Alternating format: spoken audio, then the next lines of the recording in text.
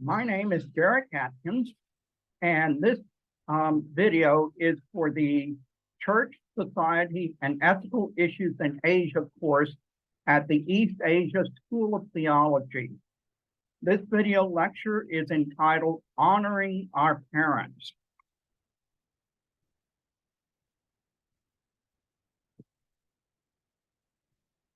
When our son was young, my wife created a song out of the fifth commandment. She created this song to help teach our son the fifth commandment. And the song goes like this. I apologize because my singing is not very good, but here we go.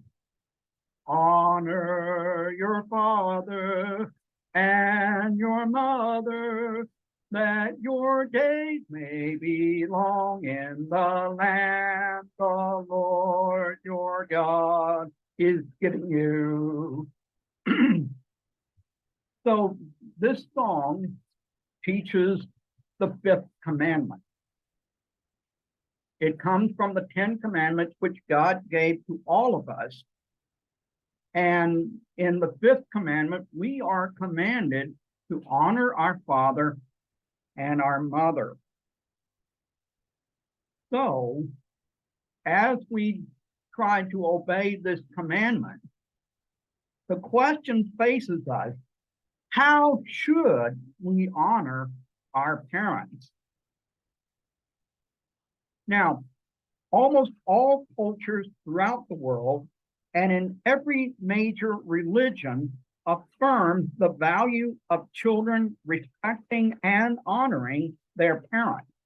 However, the practice of filial piety is especially associated with East Asian cultures because of the influence of Confucianism, which emphasizes the moral obligations that children have to respect their parents and to care for their aging parents.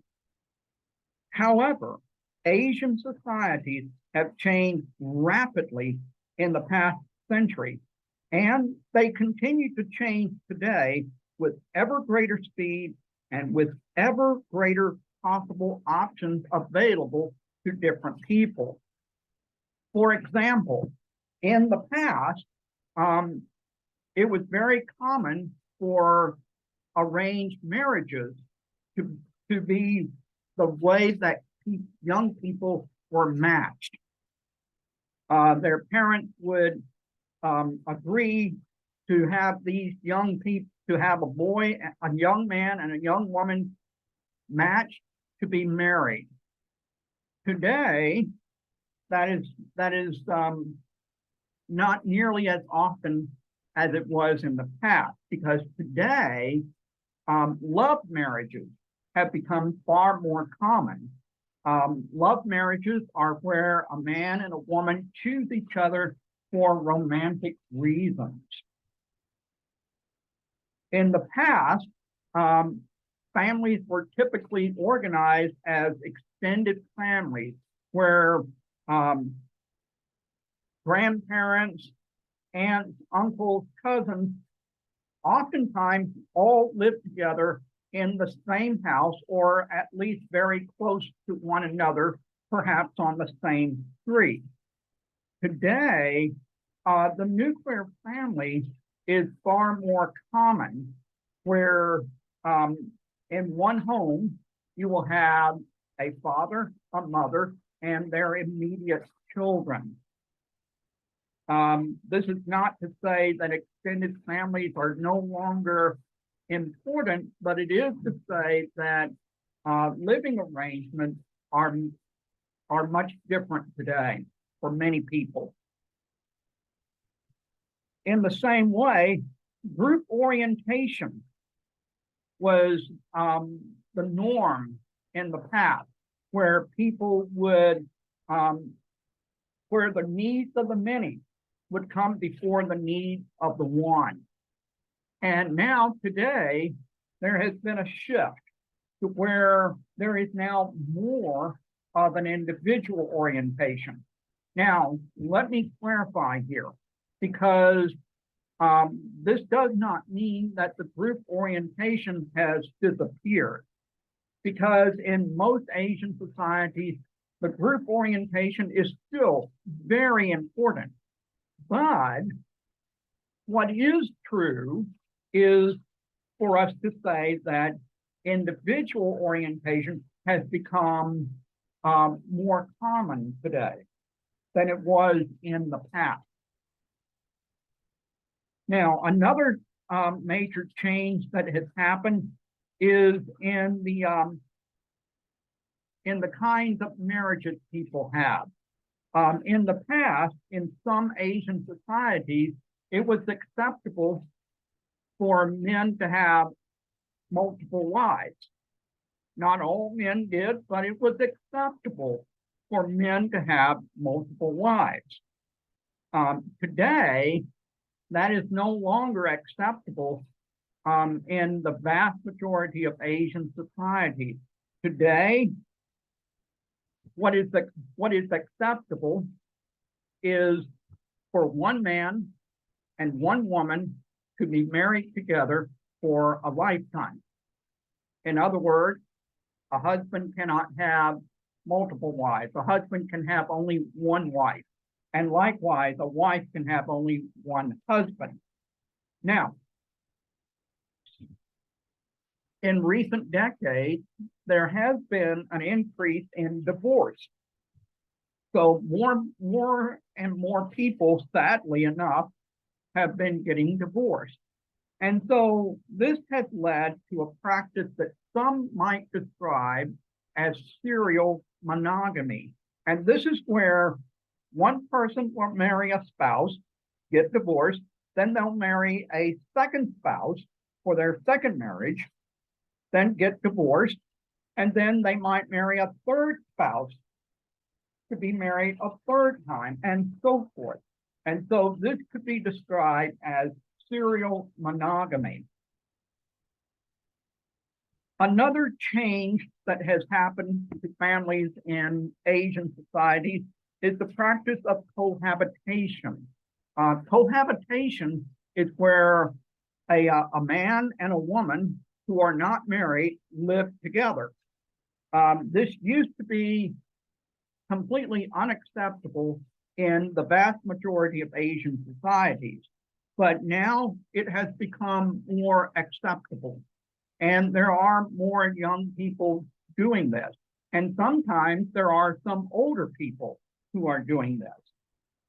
We're also seeing more people who have never been married.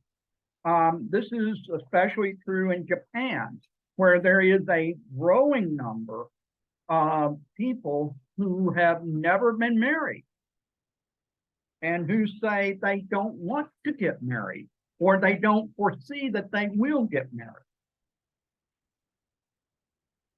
Another huge change that we're seeing in Asian societies is that more and more, if not most Asian societies, are now aging societies. In fact, the United Nations estimate that by 2030, 60% of the world's older population, and by older, they mean people who are 60 years old or older, 60% of the world's older population will live in Asia by 2030. So this is a huge change that is taking place in Asian societies right now. And that leads to the question, how should aging parents and adult children relate to each other? And then one other major change that is taking place right now is the LGBTQ movement. For many years, the LGBTQ movement was strong mainly in the West, but in recent years, it has become stronger in Asian societies. And now some Asian societies have legalized same-sex marriage. And so that is changing how people view marriage. In fact, what is ironic is as the LGBTQ movement becomes more and more popular, and as it gains ground in Asian society, we may see a return of polygamy in some Asian societies, where a man would once again have multiple wives, or we could even see polyandry, where one woman might have multiple husbands. So these are some of the changes that are affecting families in Asian societies. And as these changes continue to happen, we have the question, how do we continue to honor our parents, and how do we train up the next generation to honor their parents? So in this video lecture and in our class discussion, we will try to gain a better understanding of the dynamics of the parent-child relationship, especially in Asian contexts. We will also practice theological reflection on the issue of filial piety by analyzing the worldview behind different expressions of filial piety in Asia, identifying biblical passages that provide guidance for the parent-child relationship, and by applying biblical teaching to our own efforts to honor our parents. The practice of filial piety has its roots in the parent-child relationship. One helpful way to understand some of the dynamics of the parent-child relationship is to compare what might be called Confucian parenting with Western parenting. And that's why I have this picture up here for you. I am married. This picture shows is a picture of my family. So I am married to Neil Lykin, and this is our son, Caleb Atkins. And so in our family, we have these two different styles of parenting in the same home. Lykin grew up in a Confucian home where her parents, she is of Chinese descent. And so she grew up in a home where her parents were very Confucian in how they parented her. I grew up in America, and so I grew up with parents who parented me in the Western way of parenting. And now that we have our son, we are both parenting him. And so we're seeing how these two different parenting styles are quite different from each other, because Lykin does parent more in the Confucian way of parenting, and I do parent more in the way of Western parenting. Now, I want to make an important note here. Not all Asian parents practice Confucian parenting, and not all Western parents practice Western parenting. Still, these two models give us a helpful way to think about the differences between Confucian parenting and Western parenting.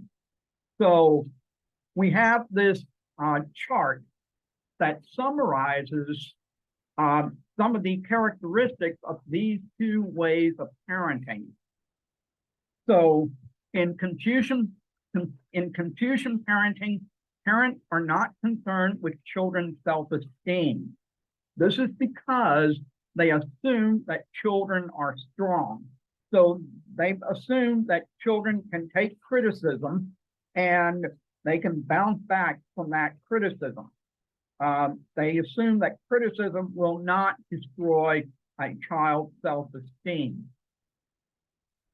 Confucian parents also believe that children owe them everything. So the idea is, I brought you into the world, I sacrificed so much for you while you were a baby, while you were growing up, and therefore you owe me everything.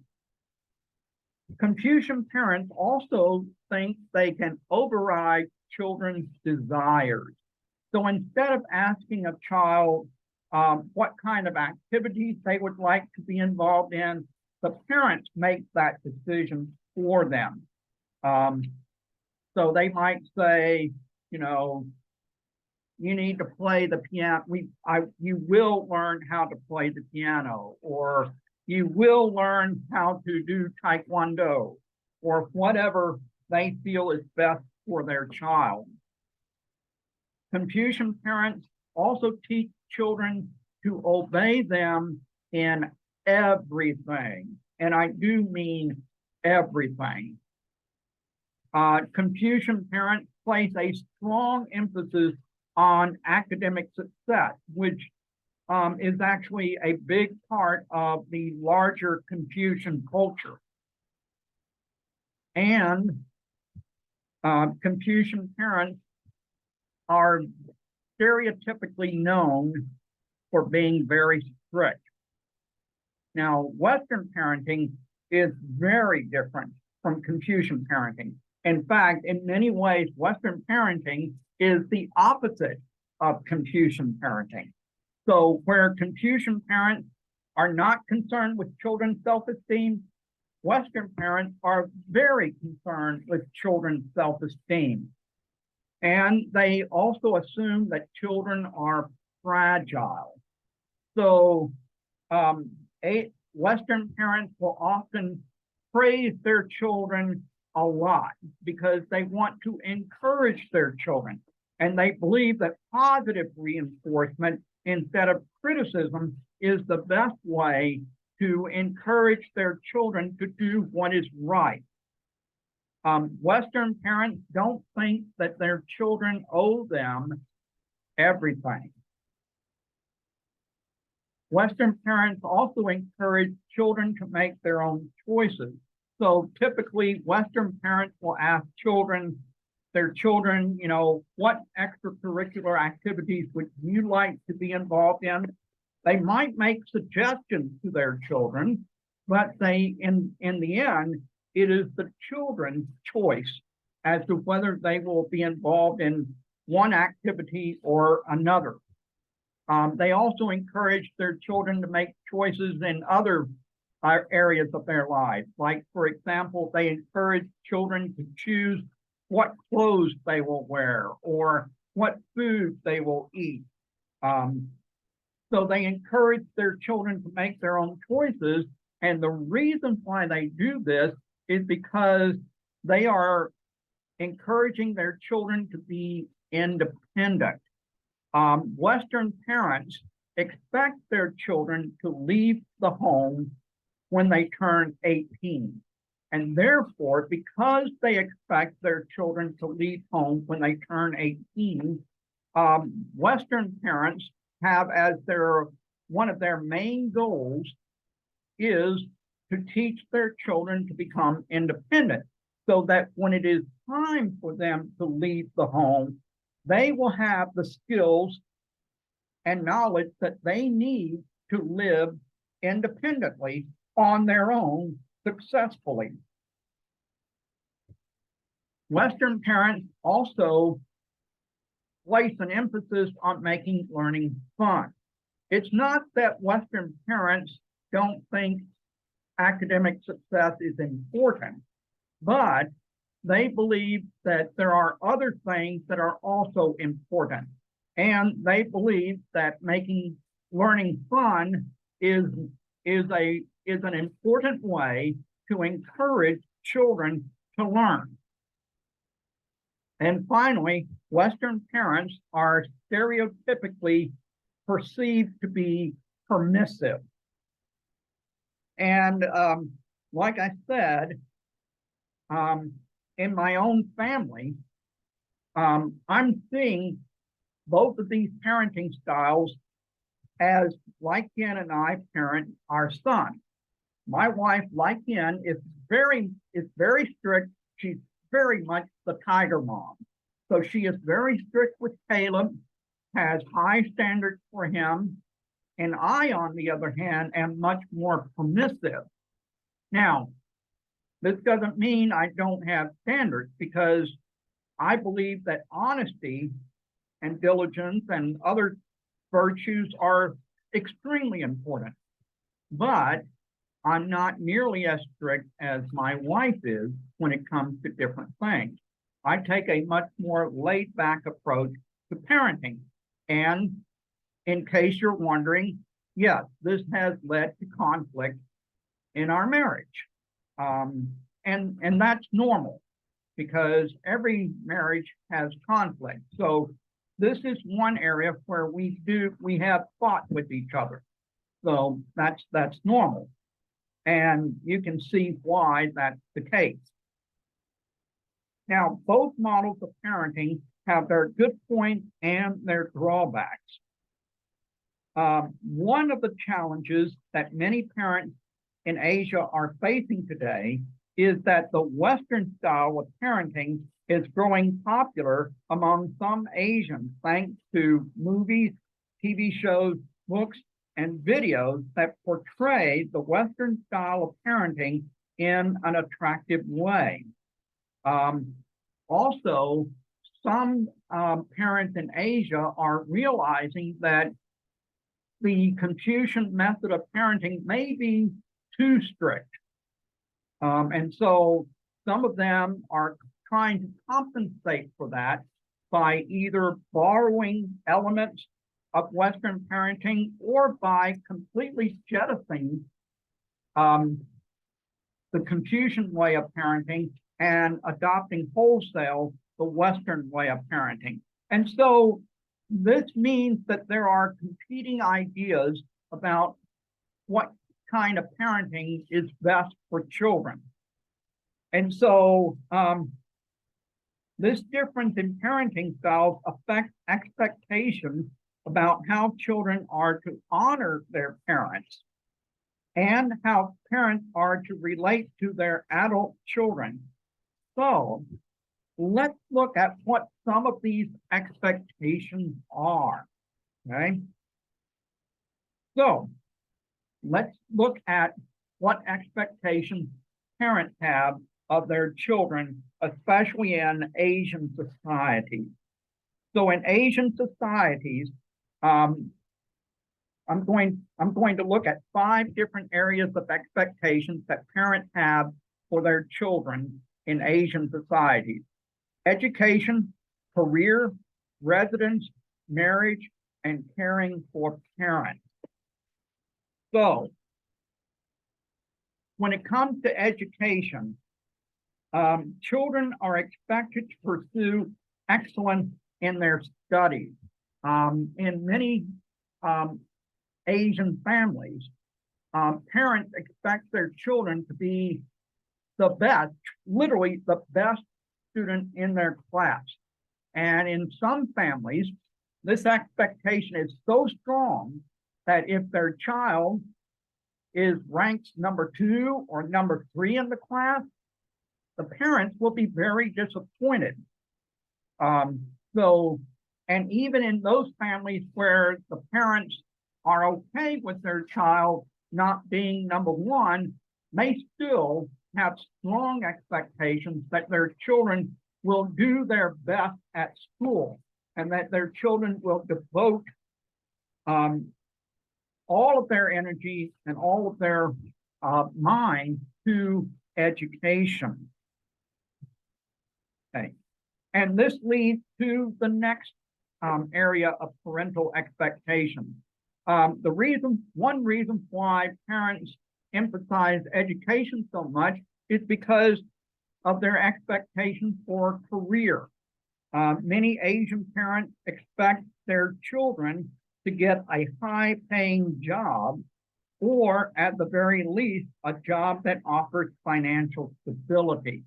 So, for example, one stereotype of Asian parents is that they expect their children to become doctors or lawyers, okay? Now, this is a stereotype because not all Asian parents are like that. But there's enough grain of truth in there because it does reflect the truth that Asian parents expect their children to get high-paying jobs, to get the best job possible. Okay. Next, another area of expectations that Asian parents have for their children concerns residence. Okay. Children are expected to live with their parents until they get married. And when I was a pastor at a Chinese church in Chicago with the English ministry, I found that this was very true. Most of the people in my congregation were young adults. There were also students, but there were quite a few young adults in my congregation, and many of them were still living with their parents. And they were expected to live with their parents until they got married. So this is very common in many Asian societies and in many Asian families.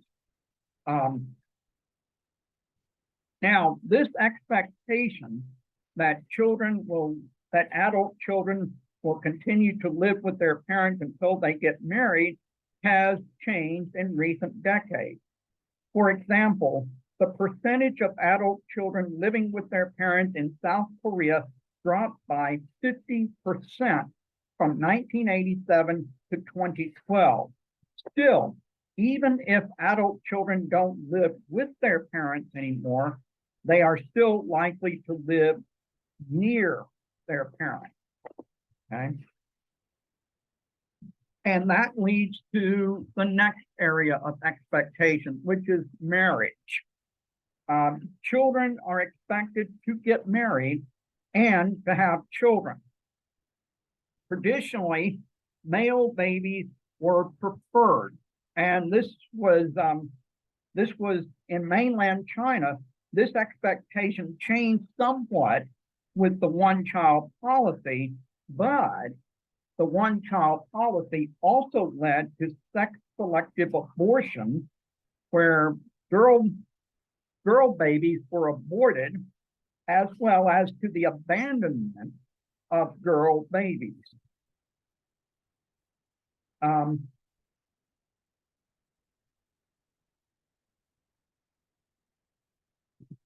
And then we have the area of caring for parents. In Confucian families, children are expected to provide for their aging parents' financial needs. For example, if their parents need medical care, the children are expected to help provide the money to pay for their parents' medical bills. So these are some of these. So they are expected to provide for their parents' financial needs.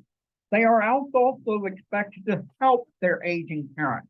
For example, if their aging parents have difficulty with walking, they might help their aging parents to go shopping, or they might accompany their aging parents to go see the doctor, because sometimes, for example, in Singapore, many aging parents don't speak Mandarin or English. They still speak one of the many dialects from mainland China. And so the children will sometimes accompany their aging parents so that they can translate between their parent and the doctor. Children are also expected to show respect for their aging parents.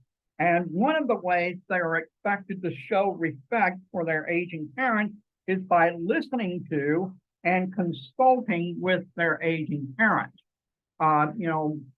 Parents around the world like to give their children advice, even after their children become adults, and sometimes especially after their children become adults. And so in Confucian families, adult children are expected to listen to their parents' advice. they are also expected to consult with their parents about major life decisions. And finally, one set of expectations that parents have for their adult children in terms of caring for parents is their children are expected to greet their parents whenever they visit. And greeting is one way that the children are able to show their gratitude to their aging parents. So this expectation is actually an important one in Confucian families. Now, these are the expectations that Confucian parents have for their children. And these expectations also lead to the reality of the three big unfilial things that adult children are not supposed to do. There is a Chinese proverb that talks about how there are three unfilial things. And the first one, and the most important one, is failing to marry and have children. A second unfilial thing is failing to correct parents when they do wrong things. Now, children are supposed to respect their parents, but it is considered unfilial if they do not correct their parents when their parents do wrong things. And finally, a child is considered unfilial if they fail to support one's parent, especially one's aging parent. And so children who fail to do these things are considered unfilial, and they are considered shameful.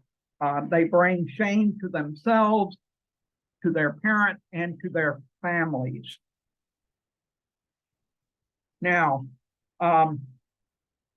you might ask, why is failing to marry and have children such a taboo thing in Confucian culture?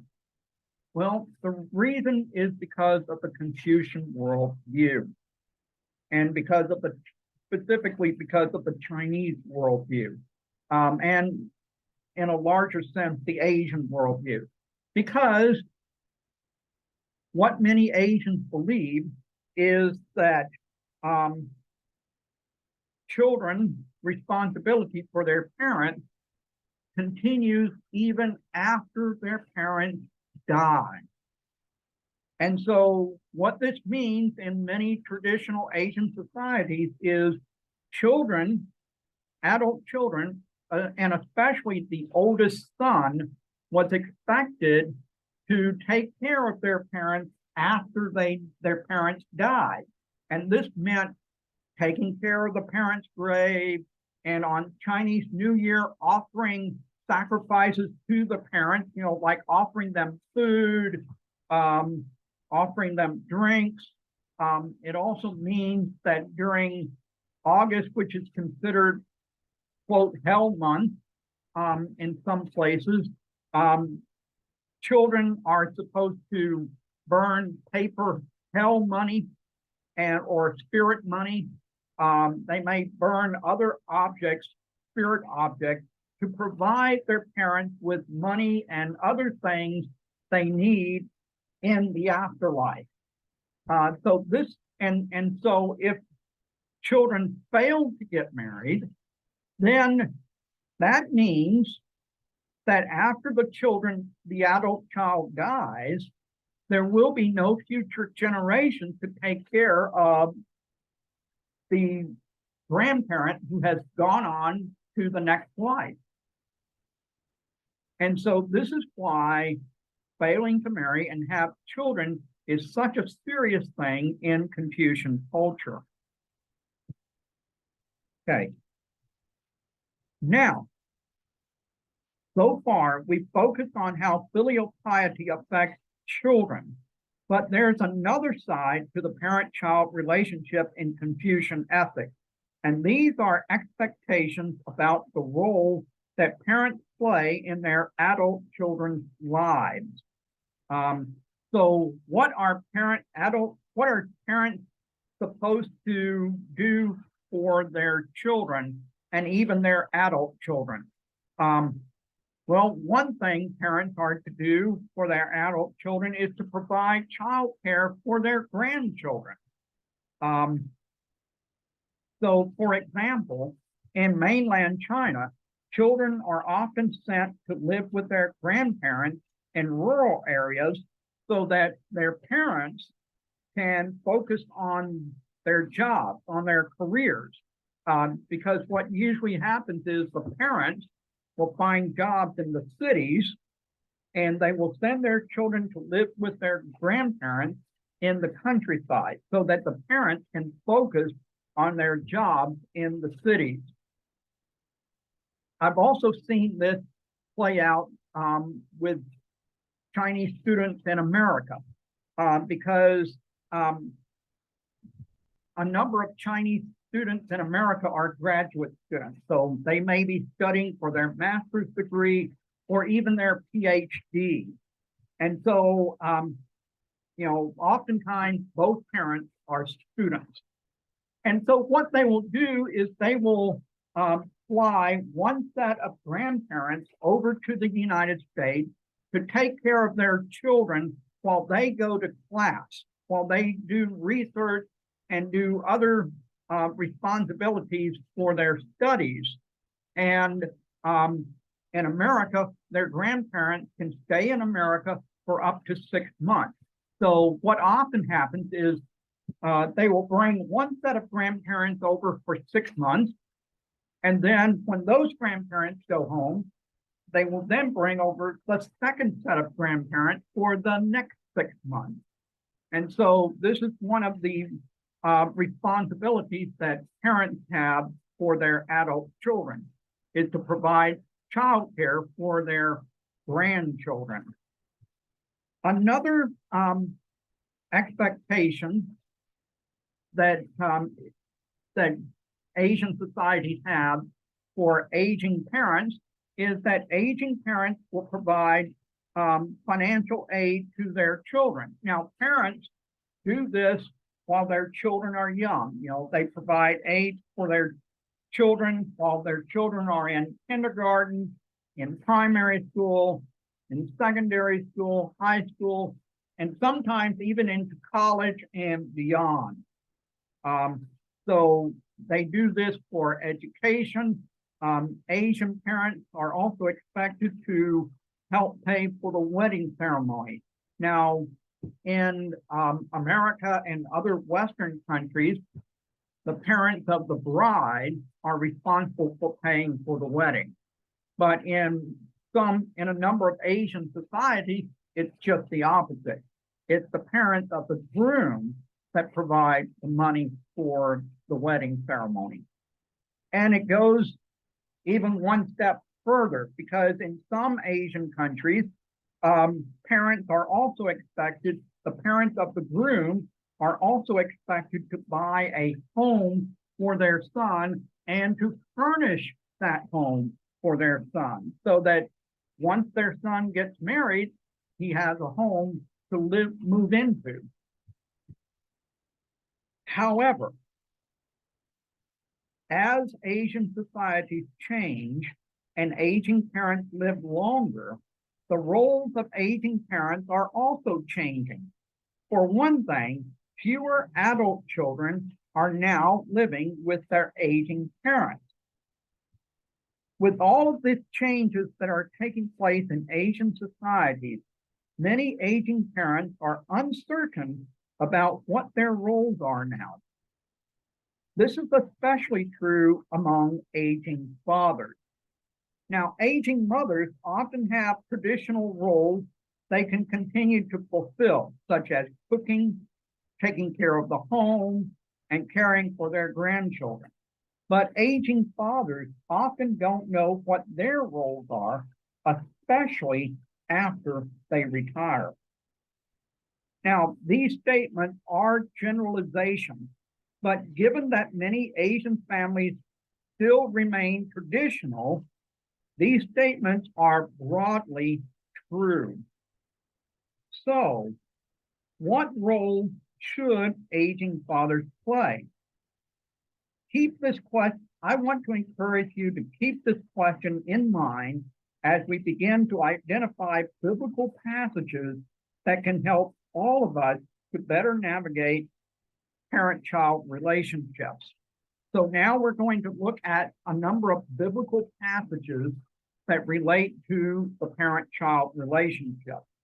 The first one is Exodus 20:12, which says, honor your father and your mother, that you may have a long life in the land which the Lord your God is giving you. So we see that God commands us to honor our parents, but why does he give us this command? Of the 10 commandments, this is the only one that states why it is given, so that you may live long in the land the Lord your God is giving you. Is this a general promise that God will grant long life to those who keep his commandments? Well, yes, it is. For we do see that societies where this commandment is obeyed, even non-Christian nations, such as Japan and other nations, very often have large numbers of people who live very long lives, well into their 80s, 90s, and even past 100. Of course, this doesn't mean that every believer who keeps this commandment will live a long life, since this is more of a general command. But there's much more to this command than simply the promise of a long life, because this commandment also speaks about living long in the land the Lord your God is giving you. So, what land is God speaking of here? Well, he's speaking of the land of Israel, the promised land. And this points to another reason for this commandment. God knew that if the Israelites did not honor their parents, they would not remain long in the promised land. Indeed, any society that would disregard this commandment will not survive very long. For example, during the Soviet era, Russian children were actively encouraged to betray their parents who spoke against Joseph Stalin. And in fact, this statue here was a statue that was built to honor Pavlik Morozov, who denounced his parents to the Soviet authorities. So we see that during the Soviet era, the Soviet government actively encouraged children to betray their parents and to thus break their obligation to honor and obey their parents. Now, there are many reasons why the Soviet Union finally collapsed in 1991. But this practice was surely one of the many crimes the Soviet government committed, which God judged them for. Now, there is yet another reason for this commandment. God has placed parents in our lives to teach us right from wrong. In fact, for the overwhelming majority of humans, our first lessons in right and wrong come from our parents. And many studies document the important role parents play in the moral development of their children. So here is a very sobering statistic. 85% of American prisoners come from fatherless families. And this was the conclusion of a study conducted by the Texas Department of Corrections in 2018. So think about that. 85% of American prisoners come from fatherless families. And so this is a very dramatic illustration of the importance of fathers and mothers providing moral direction to their children.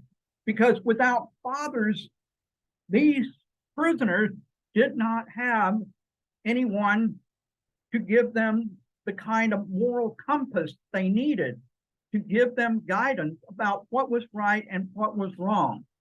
I'm sure many of their mothers tried to do that, but for whatever reason, the lack of a father in their family was probably a contributing factor to them choosing a life of crime. So we see that there are very good reasons for the command to honor our mother and our father. Now, another biblical passage that speaks to the parent-child relationship is Ephesians chapter 6, verses 1 through 4. Okay, and this is from a key passage that helps us to know how to navigate the parent-child relationship.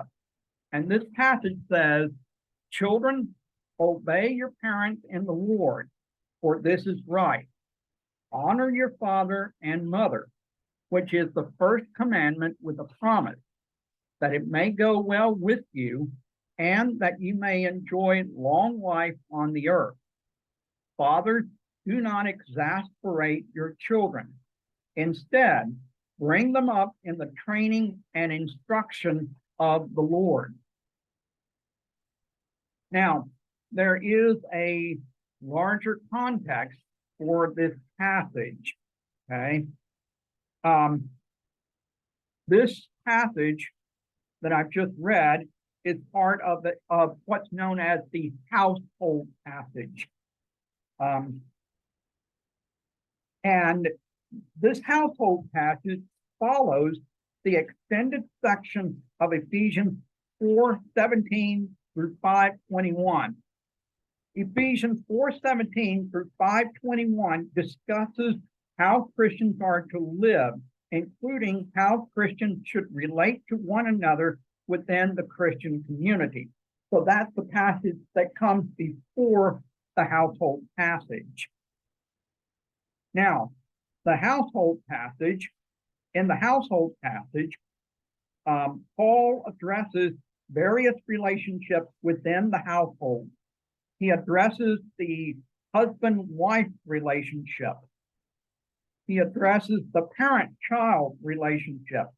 And he addresses the master-slave relationship. The reason why he also addresses the master-slave relationship in this passage is because at the time that he wrote this, Paul lived in a world where the household included any slave or servant. Okay. Now, Paul also issued two commands to honor and obey parents that are found in Colossians 3:20 and Ephesians 6:1 and 2.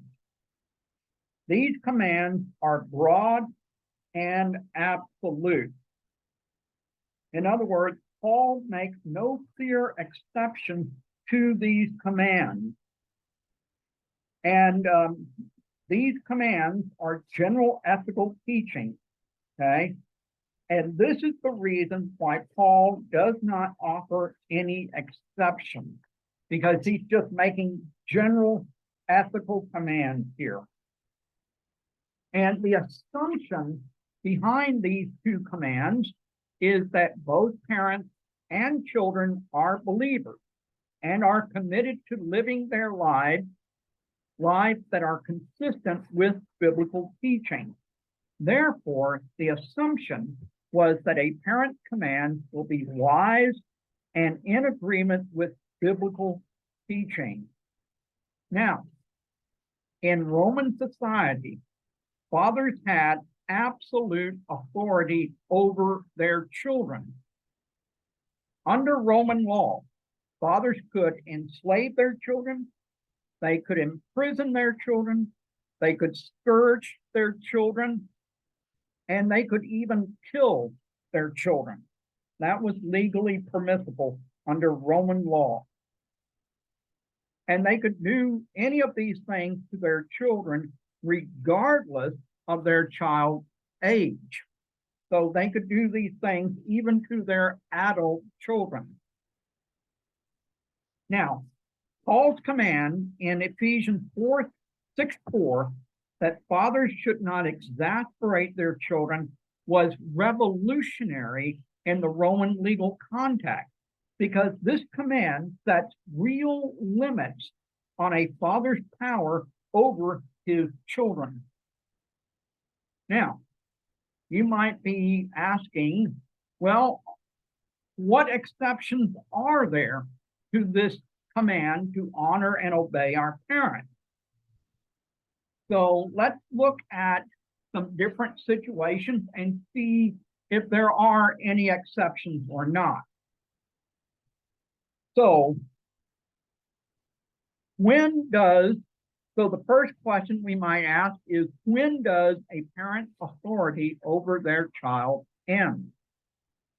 And according to Paul, it never ends. When a child becomes independent or becomes a legal adult, that's not the end of this command. So even adult children are commanded to honor and obey their parents.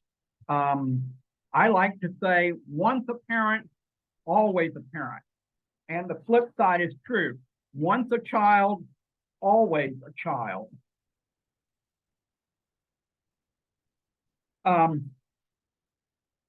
Getting married also does not end this command. The fifth, because we are commanded to take care of our parents in their old age. And we'll talk more about this in a little bit. So the fifth commandment still applies to adult children. Another question we might have is, what if one parent or parents is or are not Christian? So what if you have a parent who's not Christian? Are you still supposed to obey them? Are you still supposed to honor them? And Paul does not address this question, but it is unlikely that Paul would have made such an exception. And the reason why I say this is because Paul's command is based on divine revelation and natural law.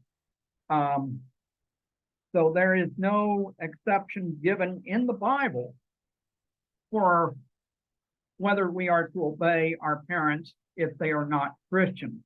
And therefore, the assumption we should make is that we are still commanded to obey our parents, even if they are not Christian.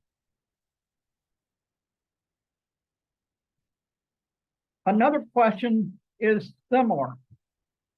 What if one parent is not obedient to Christ? Okay. For example, what if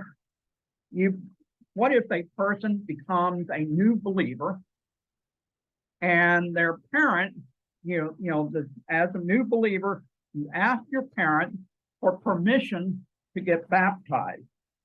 Because after all, this is what the Bible commands believers to do. But what if your parent says no? Okay. Should you obey your parent? Well, if one Now, what's true here is the new believer is not responsible for their parents' response, but they are responsible for how they respond to their parents. In this instance, it would be wise for the new believer to submit to their parents and delay baptism, especially since baptism isn't necessary for salvation. One can always be baptized later. Now, there may be situations when it is appropriate for the new believer to get baptized anyway, even if their parent says no. But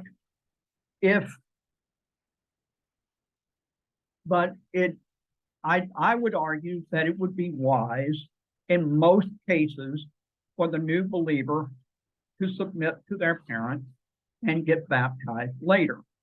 Okay. Okay. Now we come to the next question. What if one parent gives instructions that are immoral or illegal? Okay. For example, during my courtship, my father advised me to live together with my fiancée. He thought that this would be a great way for us to see if we were compatible with each other. So if your parents give you instructions that are immoral or illegal, should you obey your parents? Well, in this case, we are commanded to obey the Lord. Okay. So in a case where our parents give us a command that is immoral or illegal, we must obey God. And so that's why I did not follow my father's suggestion, because I knew that living together before marriage is wrong.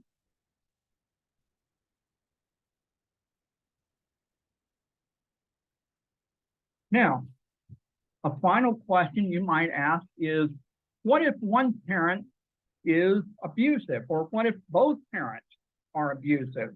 Now, this is a very difficult situation because, if you've been hurt by your parent in an abusive situation, it's very difficult for you to honor and obey your parents.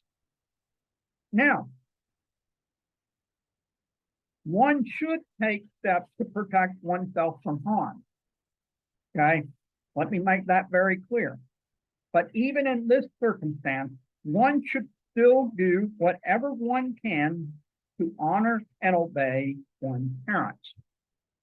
It may look very different from how other believers honor and obey their parents who are not abusive.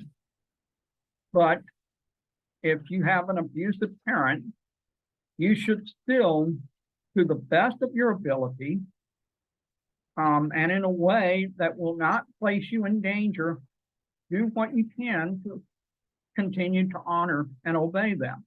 And I know this is not easy, but this would be in keeping with biblical teaching. Okay.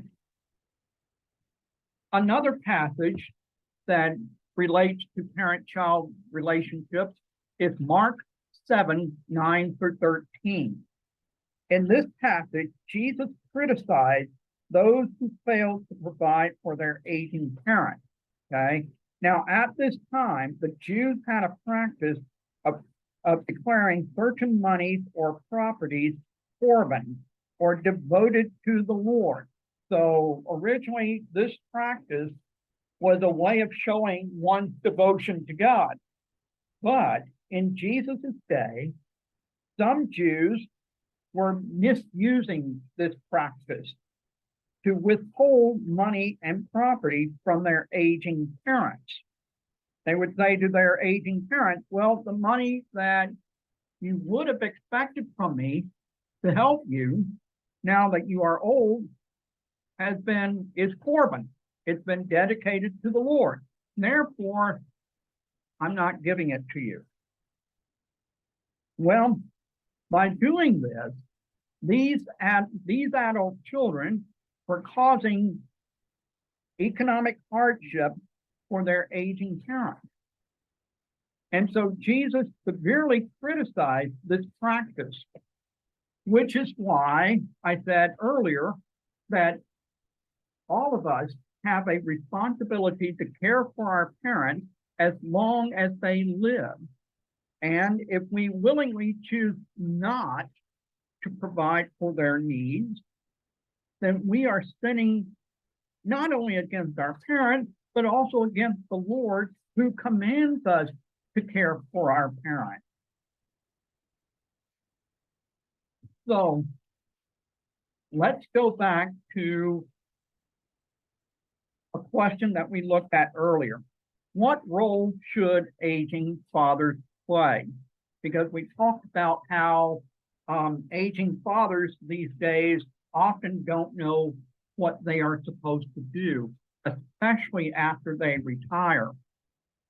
Now, when we look at the Bible, we see that one of the key roles that fathers play is providing spiritual leadership for their family. And there are two different aspects to providing spiritual leadership in the family. There is the priestly aspect, and there is the teaching aspect. So fathers, as the spiritual head of the family, are to be priests and they are to be teachers. So in the Bible, we see examples of fathers acting as priests for their families. For example, in Job 1:5, we read of how Job would offer up sacrifices early in the morning, every day, on behalf of each of his children. And this practice of offering up sacrifices on behalf of his children was a priestly role. And so we see how Job had fulfilled this priestly role that God has given to fathers. Now, we don't practice sacrifices anymore because of the new covenant, but our aging fathers can still fulfill a priestly role by praying for their family. Because this is another part of the priestly role, is offering up prayers on behalf of others, intercessory prayer. Now, another key role that fathers have as spiritual leaders of their family is the teaching role. For example, the entire book of Proverbs is made up of a father's moral instruction to his son. So, and this is amazing because our aging parents have a lifetime of experiences, which gives many of them great wisdom. And so our aging fathers should be encouraged to tell stories of their past experiences and be given opportunities to share their wisdom with the younger generation.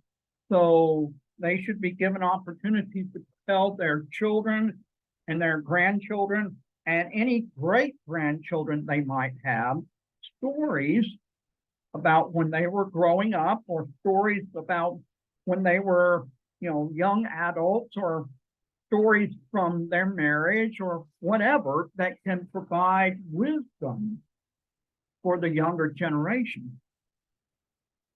Aging men should not only be encouraged to pass on their wisdom and experiences to their children and their grandchildren, but also to share their wisdom and experiences with young men in their church communities. In many of our churches, we have young men who are trying to figure out how to live. They're trying to figure out how to navigate,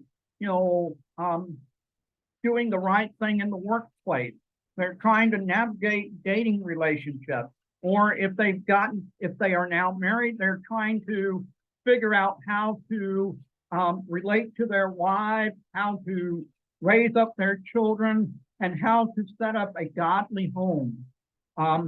Or if they're single, they're trying to figure out, okay, how can I remain faithful to God as a single? And so our aging fathers can provide these young men, and sometimes even other men who are in their 30s or even 40s, with godly wisdom and godly advice to help them to run the race well. Because many of these young men are thirsting for someone to mentor them, to help guide them as they face the challenges of life. So this is one thing that we should encourage our aging fathers to do. So, if you become a pastor and you have some elderly men in your church, one thing you might want to do is to encourage your elderly men to mentor the younger men of your church. So, what we've looked at today is we've looked at some different ways of parenting. We've compared Confucian parenting with Western parenting. We've looked at some of the guidance that the Bible gives about the parent-child relationship. We've looked at how we can honor our parents. And so during class, I'm going to give you a couple of case studies about filial piety.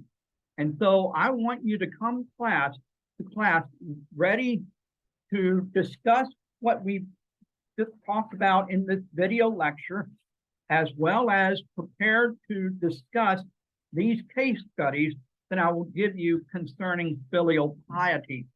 So I look forward to seeing you in class.